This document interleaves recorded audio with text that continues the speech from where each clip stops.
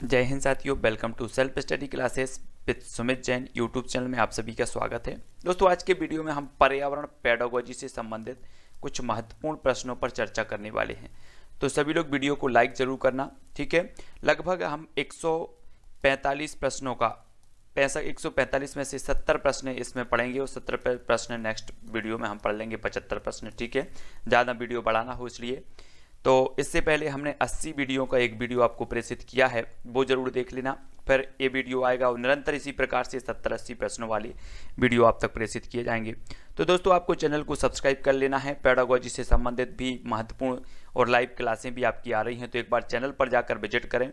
बहुत सारी लाइव क्लासें आती हैं। 2:30 बजे आपकी शिक्षा शास्त्र और भी क्लासें आती हैं, तो सभी क्लासों को देखें। टेलीग्राम ग्रुप से अवश्य जुड़ें। टेलीग्राम ग्रुप से जुड़ने के लिए आपको टेलीग्राम ऐप डाउनलोड करना है, फिर उसमें सर्च करना है IAS स्टडी ट्रैक, ठीक है, और ज्वाइन हो जाना है। आज का पहला आपका प्रश्न है, वो क्या है दोस्तों? आपको है कि पर्यावरण शब्द मिलकर बना है, तो किससे बना है? अब हमारे पास 4 जो है विकल्प हैं: परिधन आवरण, पर्याधन वर्ण, या फिर पर्याय धन आवरण, या परिधन अनावरण। तब हमें उत्तर बताना होता है। सभी लोग उत्तर बताएंगे। 4 विकल्पों में से एक का चयन करना होता है, तो 4 में से एक का चयन करो। उत्तर क्या हो जाएगा इसका? इसका सही उत्तर हो जाएगा दोस्तों परिधन आवरण, यानी जो विकल्प नंबर 1 है वो इसका सही होगा। पर्यावरण शब्द मिलकर बना है परिधन आवरण से, ए नंबर आपका सही हो जाएगा। अगला प्रश्न है, पर्यावरण का आश्रय उन सभी बाहरी शक्तियों एवं तत्वों से है जो हमें जीवन प्रभावित करती हैं। यह कथन किसका है? अब आपको बताना है डगलस का, फ्रॉवेल, ग्रीन का, या फिर वुडवर्थ का। तो प्रश्न क्रमांक 2 का उत्तर सभी लोगों ने जो बताया है दोस्तों, वो बताया है वुडवर्थ महोदय का है। डी नंबर इसका सही हो जाएगा, ठीक है, डी नंबर, बहुत बढ़िया आंसर। नेक्स्ट है, पर्यावरण बाहरी शक्ति है जो हमें प्रभावित करती है। यह कथन किसका है? अब हमें बताना है। 4 विकल्प हैं, 4 में से एक का चयन करना है। JS रॉस, ग्रीन का, प्लेटो का, या वुडवर्थ का। तो पर्यावरण वह बाहरी शक्ति है जो हमें प्रभावित करती है। प्रश्न क्रमांक 3 का जो उत्तर हो जाएगा JS रॉस महोदय का, ए नंबर इसका बिल्कुल सही होगा, ठीक है, बहुत बढ़िया। भूपृष्ठ की समस्त प्राकृतिक दशाओं को पर्यावरण में सम्मिलित किया है। मैकाइवर ने, JS रॉस ने, ली ने, या फिर ग्रीन ने। तो किसने किया है? 4 का उत्तर हमें बताना है। भूपृष्ठ की समस्त प्राकृतिक दशाओं को पर्यावरण में सम्मिलित किया है, तो किसने किया है? जल्दी से उत्तर बताएंगे। प्रश्न क्रमांक 4 का हो जाएगा ए, यानी मैकाइवर ने। मैकाइवर ने इसका सही हो जाएगा, ठीक है, बहुत बढ़िया। आप लोग उत्तर जरूर बताते जाएं। 4 विकल्पों में से एक का चयन अगर आपसे बनता है तो पर्यावरणीय अध्ययन की प्रकृति को स्वीकार किया जाता है। अध्ययन की प्रकृति को स्वीकार किया जाता है कला के रूप में, विज्ञान के रूप में, ए बी दोनों के रूप में, या गणित के रूप में। तब प्रश्न क्रमांक 5 का उत्तर सभी लोग बताएंगे। प्रश्न क्रमांक 5 का आपका जो उत्तर हो जाएगा दोस्तों, वो हो जाएगा ए एवं बी दोनों के रूप में पर्यावरणीय अध्ययन की प्रकृति को स्वीकार किया जाता है। तो सी नंबर आपका सही हो जाएगा। अगला क्वेश्चन है, पर्यावरण में प्रमुख रूप से सम्मिलित किया जाता है, तो किससे सम्मिलित किया जाता है? 6 नंबर का आपको उत्तर बताना है। प्राकृतिक व्यवस्था को, आर्थिक व्यवस्था को, राजनीतिक व्यवस्था को, या आध्यात्मिक व्यवस्था को। तब आपका उत्तर क्या होगा? प्रश्न क्रमांक 6 का जो आपको उत्तर बताना है वो क्या हो जाएगा? इसका उत्तर होगा दोस्तों ए, यानी कि प्राकृतिक व्यवस्था को। ए नंबर आपका सही हो जाएगा। अगला क्वेश्चन है, पर्यावरणीय अध्ययन की सामग्री प्रमुख रूप से संबंधित है विज्ञान से, अर्थशास्त्र से, राजनीति शास्त्र से, या फिर गणित से। तो 7 का उत्तर बताना है, तो 7 का उत्तर होगा विज्ञान से।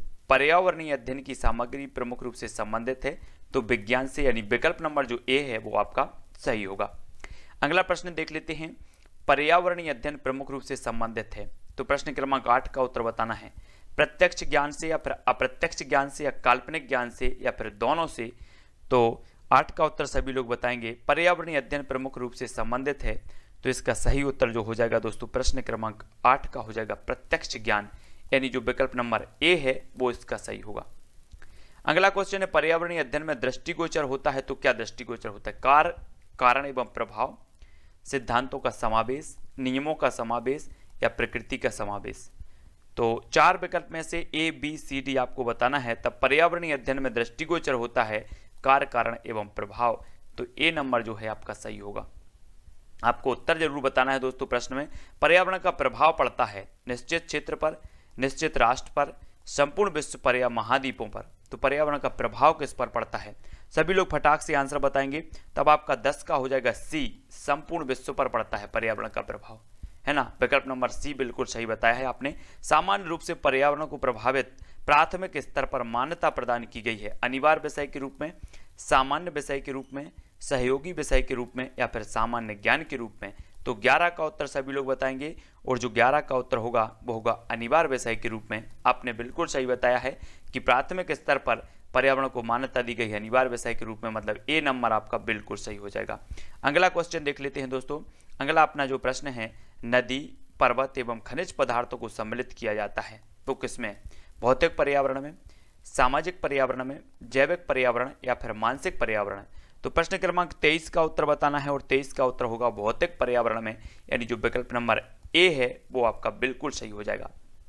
अगला क्वेश्चन देख लेते हैं। भौतिक पर्यावरण संबंधी शक्तियों को विभाजित किया गया है 2 भागों में, 3 भागों में, 4 भागों में या फिर 5 भागों में। भौतिक पर्यावरण संबंधी शक्तियों को विभाजित किया गया है तो कितनी शक्तियों में विभाजित किया गया है? प्रश्न क्रमांक 24 का हमें उत्तर बताना है। तब 24 का सभी लोगों ने जो उत्तर बताया है दोस्तों वो क्या बताया? वो बताया है 2 भागों में, यानी कि जो विकल्प नंबर ए है वो इसका सही हो जाएगा। ठीक है, उससे पहले दोस्तों हम ये जो प्रश्न है अपने को छूट गए हैं इनको देखेंगे, फिर वहां के प्रश्नों को देख लेंगे। ठीक है, ये प्रश्न देखो, पर्यावरणीय अध्ययन में विश्वास व्यक्त किया जाता है किसके ऊपर? संतुलन एवं संरक्षण में, प्रदूषणों में, प्राकृतिक संसाधनों में या सामाजिक संसाधनों में। तब प्रश्न क्रमांक 12 का उत्तर हमें बताना है। जल्दी से सभी लोग उत्तर बताएंगे क्या होगा। इसका सही उत्तर होगा पर्यावरणीय अध्ययन में विश्वास व्यक्त किया जाता है संतुलन एवं संरक्षण में। ए नंबर आपका बिल्कुल सही होगा। पर्यावरणीय अध्ययन में सम्मिलित किया जाता है जीव जंतु एवं मानव व्यवहार का अध्ययन, प्राकृतिक संसाधनों का अध्ययन, ए एवं बी दोनों या आर्थिक व्यवहार का अध्ययन। तब 13 का उत्तर आपको बताना है, आपको कमेंट में लिखना है और इसका सही उत्तर होगा ए एवं बी, यानी कि दोनों का अध्ययन जो है किया जाता है, जीव जंतु एवं मानव व्यवहार का और प्राकृतिक संसाधनों का। ठीक है, अगला क्वेश्चन है पर्यावरणीय अध्ययन में अभाव पाया जाता है अंधविश्वासों का, रूढ़िवादिता का, ए एवं बी दोनों का या चिंतन का। तो किसका अभाव पाया जाता है? 14 का उत्तर बताना है और 14 का उत्तर हो जाएगा सी, यानी कि अंधविश्वासों और रूढ़िवादिता दोनों का अभाव पाया जाता है। ठीक है, बहुत बढ़िया आंसर। पर्यावरण का प्रमुख उद्देश्य क्या है दोस्तों? आपको उत्तर बताना है। पर्यावरण का उद्देश्य सभी लोग बताएंगे कि इसका उद्देश्य जो माना जाता है वो क्या माना जाता है। 4 विकल्प हैं, शैक्षिक विकास, शारीरिक विकास, मानसिक या फिर सर्वांगीण विकास। तो पर्यावरण का प्रमुख उद्देश्य क्या होता है? तब आप सभी ने उत्तर बताया है डी, सर्वांगीण विकास। बहुत बढ़िया आंसर। पर्यावरणीय अध्ययन में विरोध किया जाता है किसका? मानवीय मूल्यों का, औद्योगिकरण का, भौतिक विकास का या फिर पर्यावरणीय विरोधी क्रियाओं का। 16 का उत्तर सभी लोग बताएंगे और अधिकांश लोगों ने प्रश्न क्रमांक जो 16 का उत्तर बताया है वो बताया है डी, यानी पर्यावरण विरोधी क्रियाओं का जो है पर्यावरणीय अध्ययन में विरोध किया जाता है। बहुत बढ़िया आंसर, डी नंबर इसका सही होगा। पर्यावरणीय अध्ययन का प्रमुख लाभ है तो क्या है? पर्यावरणीय घटनाओं का ज्ञान, पर्यावरणीय तत्वों का ज्ञान, पर्यावरणीय संसाधनों का ज्ञान या पर्यावरण के प्रति जागरूकता एवं सकारात्मक दृष्टिकोण। तो पर्यावरणीय अध्ययन का प्रमुख लाभ क्या होता है? तो प्रश्न क्रमांक 17 का आपका उत्तर आ रहा है, वो आ रहा है कि पर्यावरण के प्रति जागरूकता एवं सकारात्मक दृष्टिकोण, यानी कि जो विकल्प नंबर डी है वो आपका बिल्कुल सही हो जाएगा। अगला क्वेश्चन देखो, वैश्विक पर्यावरणीय मूल्यों के अंतर्गत समाहित होता है तो क्या होता है? अंतर्राष्ट्रीय सद्भावना, विश्व बंधुत्व की भावना, ए बी दोनों या फिर मानवता। तो 18 का उत्तर हमें लिखना है। 18 का उत्तर क्या हो जाएगा? जल्दी से सभी लोग बताएंगे तो आपका उत्तर हो जाएगा दोस्तों ए एवं बी दोनों, यानी विकल्प नंबर सी आपका बिल्कुल सही हो जाएगा। ठीक है, पर्यावरणीय अध्ययन में प्रमुख स्थान दिया जाता है तो किसको? सैद्धांतिक ज्ञान को, व्यवहारिक ज्ञान को, मूल संबंधी ज्ञान को या चिंतन संबंधी ज्ञान को। तो सभी लोग उत्तर बताएंगे। प्रश्न क्रमांक 19 का उत्तर क्या हो जाएगा? 19 का होगा व्यवहारिक ज्ञान को प्रमुख स्थान दिया जाता है। आप लोगों का उत्तर बी बिल्कुल सही हो जाएगा। ठीक है, बहुत बढ़िया। पर्यावरणीय अध्ययन से व्यक्ति को प्राप्त होती है, क्या प्राप्त होती है? मानसिक संतुष्टि, शारीरिक संतुष्टि, ए एवं बी दोनों या फिर शैक्षिक संतुष्टि। तो 20 का उत्तर सभी लोग बताएंगे, जल्दी जल्दी से उत्तर बताएंगे। तो उत्तर हो जाएगा दोस्तों, पर्यावरणीय अध्ययन से व्यक्ति को मानसिक संतुष्टि भी होती है और शारीरिक संतुष्टि, यानी कि ए एवं बी आपका दोनों हो जाएगा विकल्प नंबर सी। अगला क्वेश्चन है, कर्ट लेविन के अनुसार पर्यावरण के प्रमुख प्रकार होते हैं तो कितने प्रकार होते हैं? इंपॉर्टेंट क्वेश्चन है। 3, 4, 5 या फिर 2। तो आपका 21 का जो आंसर होगा दोस्तों वो होगा 3। कर्ट लेविन के अनुसार पर्यावरण के प्रमुख प्रकार होते हैं 3। ठीक है। भौतिक पर्यावरण का संबंध होता है किससे होता है? आर्थिक विकास से, राजनीतिक विकास से, प्राकृतिक व्यवस्था से या फिर सामाजिक व्यवस्था से। तो सभी लोग 22 का उत्तर बताएंगे और 22 का उत्तर हो जाएगा भौतिक पर्यावरण का जो संबंध होता है वो होता है प्राकृतिक व्यवस्था से, यानी सी नंबर आपका बिल्कुल सही हो जाएगा। अगला क्वेश्चन देख लेते हैं। अगला क्वेश्चन यहाँ पर हमने पढ़ लिया था और यहाँ पर देखेंगे अब हम ऋतु अपक्षय, अपर्दन एवं पृथ्वी का परिक्रमण सम्मिलित किया जाता है। तो बताना है आपको भौतिक पर्यावरण की आंतरिक शक्तियों में, भौतिक पर्यावरण की बाह्य शक्तियों में एवं दोनों में या फिर वैज्ञानिक शक्तियों में। तब प्रश्न क्रमांक 25 का उत्तर सभी लोग बताएंगे और 25 का जो आंसर होगा दोस्तों वो होगा सी, यानी कि ए एवं बी दोनों में इसका सही उत्तर हो जाएगा। भौतिक पर्यावरण की आंतरिक शक्तियों में समाहित है, तो क्या समाहित है? भूकंप तथा ज्वालामुखी, सूर्यताप, ग्रहों का परिभ्रमण या फिर घूर्णन गतियां। तो सभी लोग उत्तर बताएंगे। 26 का उत्तर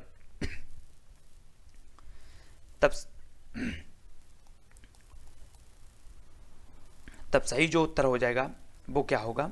वो होगा भूकंप तथा ज्वालामुखी, यानी कि विकल्प नंबर जो ए है वो आपका सही हो जाएगा। बहुत बढ़िया आंसर। मौसम एवं जलवायु को भौतिक पर्यावरण के कौन से तत्व में समाहित किया जाता है? 27 का उत्तर हमें बताना है। मौसम एवं जलवायु को भौतिक पर्यावरण के कौन से तत्व में समाहित किया जाता है? भाववाचक तत्वों में, भौतिक तत्वों में, जैविक तत्वों में या फिर कर्मवाचक तत्वों में। 27 का उत्तर बताना है और सभी लोगों ने उत्तर बताया है भौतिक तत्वों में, यानी जो विकल्प नंबर बी है वो आपका बिल्कुल सही हो जाएगा। जैविक पर्यावरण में प्रमुख रूप से समाहित किया जाता है। तो जैविक पर्यावरण और अजैविक पर्यावरण सभी लोग जानते हैं कि जैविक और अजैविक जो होते हैं वो पर्यावरण के घटक माने जाते हैं, तत्व माने जाते हैं। तो जैविक पर्यावरण में प्रमुख रूप से समाहित किया जाता है जीव जंतुओं को, वनस्पतियों को, ए बी दोनों को या समुद्री लहरों को। तब 28 का आंसर क्या हो जाएगा? इसका उत्तर होगा दोस्तों ए एवं बी दोनों, यानी सी नंबर आपका बिल्कुल सही होगा। जैविक पर्यावरण में प्रमुख रूप से अध्ययन किया जाता है, तो किसका किया जाता है? मानव का, मानव के प्रति व्यवहार का, मानव एवं जीव जंतुओं के मध्य अंतर संबंधों का, मानवीय मूल्यों का या फिर नैतिक मूल्यों का। तो 29 का सभी लोग उत्तर बताएंगे और 29 का यानी कि 29 का जो आपका आंसर हो जाएगा वो क्या होगा? वो हो जाएगा दोस्तों मानव एवं जीव जंतुओं के मध्य अंतर संबंधों का, यानी बी नंबर आपका बिल्कुल सही हो जाएगा। अगला क्वेश्चन है मनोसामाजिक पर्यावरण का प्रमुख संबंध होता है, तो क्या? आर्थिक क्षेत्र से, मानसिक क्षेत्र से, सामाजिक क्षेत्र से, बी एवं सी दोनों से। तो 30 का उत्तर सभी को बताना है और 30 का जो आपका उत्तर होगा कि बी एवं सी, यानी कि सामाजिक क्षेत्र से भी और मानसिक क्षेत्र से भी। तो डी नंबर आपका बिल्कुल सही होगा। नेक्स्ट है पारिस्थितिकी प्राणियों एवं प्रकृति के मध्य अंतःक्रिया का वैज्ञानिक अध्ययन है जो प्राणियों की पर्याप्तता एवं वितरण विस्तारण निर्धारित करती है। यह कथन किसका है? सीजे क्रेप्स का, ग्रीन का, मैक का या फिर क्लार्क का। 31 का आंसर बताना है। तो अधिकांश लोगों ने जो उत्तर बताया है वो क्या बताया है? वो बताया ए, यानी कि सीजे क्रेप्स का। बहुत बढ़िया आंसर, ए नंबर इसका सही होगा। महासागर एवं तालाब का पारिस्थितिकी तंत्र होता है। महासागर और तालाब का समान, असमान, सामान्य या फिर असामान्य। तो 32 का आंसर सभी लोग बताएंगे और 32 का जो आपका आंसर हो जाएगा दोस्तों वो हो जाएगा असमान, यानी बी नंबर आपका बिल्कुल सही होगा। नेक्स्ट बात कर लेते हैं पारिस्थितिकी तंत्र का प्रमुख उद्देश्य है, तो क्या है? प्राकृतिक संतुलन, स्वयं का संतुलन, जैविक संतुलन या फिर ए बी दोनों। तो 33 का आंसर बताना है और 33 का जो आपका आंसर हो जाएगा वो क्या हो जाएगा? वो होगा सी, यानी कि प्राकृतिक संतुलन भी और स्वयं का संतुलन भी, है ना। बहुत बढ़िया। अगला देख लेते हैं। अगले जो अपने प्रश्न हैं उसके बारे में हम चर्चा करेंगे, है ना। वो है जल एवं विभिन्न प्रकार की गैसों को सम्मिलित किया जाता है जैविक तत्वों में, अजैविक तत्वों में, मिश्रित तत्वों में या फिर भौतिक तत्वों में। तो 34 का आंसर क्या हो जाएगा दोस्तों? सभी को बताना है, सभी को वीडियो को लाइक जरूर कर देना है। अजैविक तत्वों में, ठीक है। और सभी लोग कमेंट में जरूर उत्तर लिखेंगे। इसका उत्तर हो जाएगा अजैविक तत्वों में, यानी बी नंबर आपका जो है वो सही हो जाएगा। उत्पादक जीवधारी से आश्रित होता है, क्या होता है? पौधों से, वनस्पतियों से, वन्य जीवों से जो अपना भोजन स्वयं तैयार करते हैं उनसे। तो 35 का उत्तर बताना है। उत्पादक जीवधारियों से आश्रित होता है तो क्या होता है? जल्दी से सभी लोग उत्तर बताएंगे। उत्तर जो आपका हो जाएगा दोस्तों वो हो जाएगा डी, यानी कि जो अपना भोजन स्वयं तैयार करते हैं वो क्या कहलाते हैं? उत्पादक कहलाते हैं। याद रख लेना, है ना। प्राथमिक उपभोक्ता के अंतर्गत सम्मिलित किया जाता है। प्राथमिक उपभोक्ता आप लोग जानते होंगे, और प्राथमिक उपभोक्ता के अंतर्गत जो सम्मिलित किया जाता है वो किया जाता है खरगोश एवं हिरण को और भैंस एवं बकरी को, यानी कि विकल्प नंबर जो सी है वो आपका सही होगा, है ना। पौधे जो होते हैं उत्पादक माने जाते हैं, सभी को पता है ना। और जो खरगोश एवं हिरण है या भैंस या बकरी, ये पौधे को खाते हैं, मतलब ये प्राथमिक उपभोक्ता है।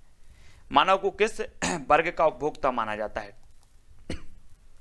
सभी लोग उत्तर बताएंगे, तो उत्तर क्या हो जाएगा? मानव को किस वर्ग का उपभोक्ता माना जाता है? प्रथम, द्वितीय, तृतीय या फिर चतुर्थ? 37 का आंसर सभी को बताना है, सभी लोग उत्तर बताएंगे। क्या हो जाएगा? फटाक से उत्तर बताना है, और इसका सही उत्तर होगा द्वितीयक। द्वितीयक उपभोक्ता माना जाता है मानव को, याद रख लेना। और मानव क्या है? सर्वाहारी है। मानव जो होता है वो सर्वाहारी होता है, ये चीज भी सभी को पता है, ठीक है, बहुत बढ़िया। तृतीय वर्ग के उपभोक्ता होते हैं, कौन होते हैं? शाकाहारी, मांसाहारी या फिर ए बी दोनों या इनमें से कोई नहीं। तो 38 का आंसर सभी लोग बताएंगे, और आपका उत्तर होगा कि तृतीय वर्ग के उपभोक्ता होते हैं मांसाहारी, यानी जो विकल्प नंबर बी है वो आपका बिल्कुल सही हो जाएगा। अगला क्वेश्चन देख लेते हैं। विघटक जीवधारी के अंतर्गत सम्मिलित किया जाता है, तो क्या किया जाता है? चूहा, नेवला, बाज या फिर जीवाणु या कवक? तब आपका उत्तर क्या हो जाएगा? 39 का उत्तर बताना है, और 39 का आपका उत्तर होगा डी, यानी कि जीवाणु एवं कवक, ठीक है। अगला क्वेश्चन है, सामान्य रूप से पारिस्थितिकी तंत्र में घटकों की संख्या होती है, तो पारिस्थितिकी तंत्र में कितने घटकों की संख्या कितनी होती है? तब 40 का उत्तर आपको बताना है, और 40 का जो उत्तर हो जाएगा वो हो जाएगा 4, यानी कि विकल्प नंबर जो ए है वो आपका बिल्कुल सही होगा, ठीक है। अपूर्ण पारिस्थितिक तंत्र में अभाव होता है, तो काय का अभाव होता है? जैविक पदार्थों का, उपभोक्ता जीवधारी का, उत्पादक जीवधारी का, या किसी एक या सभी का? तो 41 का उत्तर क्या हो जाएगा? अपूर्ण पारिस्थितिक तंत्र में अभाव होता है तो वो होता है किसी एक या फिर सभी का, तो डी नंबर इसका सही होगा। स्वयं समर्थ पारिस्थितिकी तंत्र की विशेषता होती है, तो बताना है। 42 का आंसर बताना है। संतुलन स्थापित करने की क्षमता, संरक्षण स्थापित करने की क्षमता, असंतुलन स्थापित करने की क्षमता या फिर व्याख्या करने की क्षमता? तो 42 का आंसर सभी को बताना है, तो 42 का आंसर क्या हो जाएगा? ए, यानी कि संतुलन स्थापित करने की क्षमता, ए नंबर आपका सही होगा। अगला क्वेश्चन है, पारिस्थितिकी तंत्र को असंतुलित करने में प्रमुख भूमिका होती है। असंतुलित करने में प्रमुख भूमिका किसकी होती है? मानव की, वन्य जीवों की, प्राकृतिक आपदाओं की या प्राकृतिक अवस्थाओं की? तब मुख्य भूमिका हमें बताना है, तो मुख्य भूमिका होती है दोस्तों मानव की, यानी विकल्प नंबर जो ए है वो आपका बिल्कुल सही हो जाएगा। अगला क्वेश्चन देख लेते हैं। विकृत पारिस्थितिकी तंत्र में होता है, तो क्या होता है? 44 का उत्तर बताना। उत्पादक जीवधारियों का अभाव, उपभोक्ता जीवधारियों का अभाव, ए एवं बी दोनों? तो 44 का आंसर सभी को बताना है। आपका उत्तर जो हो जाएगा वो क्या होगा? वो होगा उत्पादक एवं उपभोक्ताओं के समान अनुपात में कमी या वृद्धि, ये पारिस्थितिक तंत्र में होता है। डी नंबर आपका सही होगा। 44 का आपका डी सही हो जाएगा, ठीक है, बहुत बढ़िया। आगे के देख लेते हैं और प्रश्न। हमें बताना है कि पर्यावरण के अवयव या पृथ्वी मंडल को विभाजित किया गया है कितने भागों में? पर्यावरण के अवयव या पृथ्वी मंडल को विभाजित किया गया है 4, 5, 3 या फिर 2? तो आपको पता होनी चाहिए दोस्तों, 45 का जो आपका उत्तर हो जाएगा वो हो जाएगा ए, यानी 4 भागों में विभाजित किया गया है। अगला क्वेश्चन, स्थल मंडल के अंतर्गत सम्मिलित किया जाता है चट्टान एवं मिट्टी, हिमनद, मीठा जल या फिर खनिज पदार्थ? तो स्थल मंडल के अंतर्गत किसे सम्मिलित किया जाता है? तब 46 का आंसर बताया है चट्टान एवं मिट्टी को, यानी विकल्प नंबर ए आपका बिल्कुल सही होगा। अगला क्वेश्चन है, भूमिगत जल को सम्मिलित किया जाता है स्थल मंडल में, जल मंडल में, जैव मंडल में? तो किस में सम्मिलित किया जाता है? 47 का उत्तर बताना है, और 47 का जो आंसर होगा वो होगा बी, यानी कि जल मंडल में भूमिगत जल को सम्मिलित किया जाता है। बहुत बढ़िया आंसर, बी नंबर इसका सही होगा। महासागरों द्वारा पृथ्वी के कुल धरातलीय भाग को आच्छादित किया गया है, तो कितने भाग को आच्छादित किया गया है महासागरों द्वारा? 48 का बताना है 70.8%, 71.8%, 77.8% या 78.8%? तब आपका 48 का जो आंसर हो जाएगा वो क्या होगा, 48 का होगा 78.8%। बहुत बढ़िया आंसर, बिल्कुल सभी लोगों को आंसर बताते जाना है। महासागरों में सबसे बड़ा महासागर कौन सा है 49 का, प्रशांत महासागर, अटलांटिक महासागर, हिंद महासागर या इनमें से कोई नहीं। तो जल्दी से बताओ महासागरों में जो सबसे बड़ा महासागर होता है वो कौन सा होता है। तो सभी को पता होनी चाहिए प्रशांत महासागर, यानी कि विकल्प नंबर जो ए है वो आपका सही होगा। वायुमंडल में सम्मिलित किया जाता है किसे, विभिन्न गैसों को, सूर्य के प्रकाश को, चंद्र ग्रहण के प्रभाव को या सूर्य ग्रहण के प्रभाव को। 50 का आंसर बताएंगे, सभी लोगों को बताना है। तो ये किया जाता है विभिन्न गैसों को, यानी ए नंबर जो है वो आपका बिल्कुल सही होगा। जैवमंडल की खोज किसने की थी, 51 का आंसर बताना है। एडवर्ड सुयस ने, वुडवर्थ ने, ग्रीन ने या फिर ली ने। तो जैवमंडल की जो खोज की थी वो किसने की थी, 51 का आंसर क्या होगा, एडवर्ड सुयस, यानी विकल्प नंबर ए जो है वो इसका सही होगा।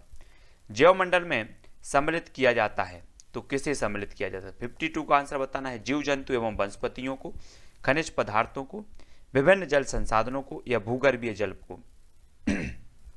52 का सभी लोगों ने जो आंसर बताया है जीव जंतु एवं वनस्पतियों को, यानी कि ए नंबर जो है वो आपका बिल्कुल सही होगा। भारत में वनों का लगभग क्षेत्र है तो बताना है 560 lakh hectare, 576 lakh hectare, 680 lakh hectare या 890 लाख हेक्टेयर। तो भारत में वनों का क्षेत्रफल कितना माना जाता है, तब आपका उत्तर हो जाएगा 560 लाख हेक्टेयर, यानी विकल्प नंबर ए जो है वो आपका बिल्कुल सही होगा। अगला क्वेश्चन है, पर्यावरण संवर्धन के लिए चिपको आंदोलन को प्रारंभ किया किसने किया, कहां पर किया गया, टिहरी गढ़वाल में, नैनीताल में, पिथौरागढ़ में या फिर देहरादून में। तो 54 का आंसर बताना है और सभी लोग बताएंगे। तो इसका जो आंसर हो जाता है दोस्तों वो क्या हो जाता है, टिहरी गढ़वाल में, यानी जो विकल्प नंबर ए है वो आपका सही होगा। अगला क्वेश्चन है, सुंदरलाल बहुगुणा का संबंध है पर्यावरण संवर्धन से, पारिस्थितिकी संतुलन से, पर्यावरणीय घटकों से या पर्यावरणीय मूल्यों से। तो 55 का आंसर सभी लोगों को बताना है और 55 का जो आंसर हो जाएगा वो हो जाएगा पर्यावरणीय संवर्धन से। अगला क्वेश्चन है, NBA का प्रमुख संबंध है तो किससे है, 56 का आंसर सभी को बताना है। उत्तर हो जाएगा क्या हो जाएगा, खनिज पदार्थ संवर्धन से, जलीय संसाधन के संवर्धन से या फिर और भी अपने पास विकल्प हैं, कौन से हैं, एक दो विकल्प हैं, वायु प्रदूषण से या फिर वन संसाधनों के संवर्धन से। तब आपका जो आंसर होगा दोस्तों वो क्या होगा, वन संसाधनों के संवर्धन से, डी नंबर आपका सही होगा। अगला क्वेश्चन देख लेते हैं, पर्यावरणीय संवर्धन संबंधी आपका आंदोलन का संबंध है तो किससे है, सभी लोग बताएंगे। 57 का जो आंसर हो जाएगा वो क्या होगा, वो होगा मध्य प्रदेश एवं दक्षिण भारत से, ठीक है, ए नंबर इसका सही होगा। नेक्स्ट है, पर्यावरण संरक्षण अधिनियम 1986 में अध्यायों की संख्या कितनी है, मोस्ट इंपॉर्टेंट है, 58 का उत्तर बताना है। तब 58 का आंसर होगा 4, अध्यायों की संख्या कितनी है, 4 है।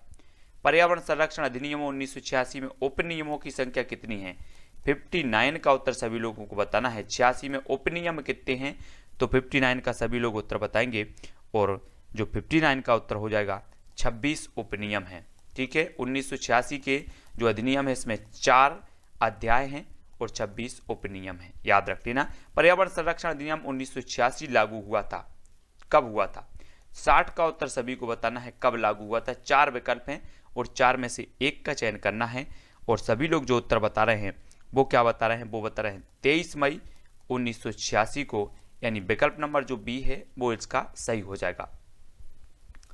अगला क्वेश्चन, इस अधिनियम में पर्यावरणीय नियमों का उल्लंघन करने पर दंड के रूप में प्रावधान है तो कारावास, आर्थिक दंड, दंड का प्रावधान नहीं, ए बी दोनों। तो 61 का उत्तर क्या होगा, 61 का होगा ए एवं बी दोनों, सी नंबर इसका सही होगा। पर्यावरण संरक्षण का अधिनियम 1986 में परिवर्तन एवं नवीन नियमों को प्रस्तुत किया जाएगा तो प्रधानमंत्री के समक्ष, पर्यावरण मंत्री के समक्ष, राष्ट्रपति के समक्ष या संसद के समक्ष। तो 62 का सभी लोगों को उत्तर बताना है, तब आपका उत्तर होगा संसद के समक्ष, यानी कि डी नंबर जो है वो आपका बिल्कुल सही होगा। विश्व पर्यावरण दिवस कब मनाया जाता है, सभी को पता होनी चाहिए। 63 का आंसर बताना है और 63 का आंसर होगा 5 जून, यानी विकल्प नंबर ए जो है वो सही होगा। स्टॉकहोम सम्मेलन हुआ था तो कहाँ हुआ था, कब हुआ था, 1973, 72, 74 या फिर 75। तो 64 का आंसर बताना है, सभी लोग बताएंगे। आपका जो उत्तर हो जाएगा दोस्तों वो होगा 1972, यानी विकल्प नंबर जो बी है वो इसका सही माना जाएगा।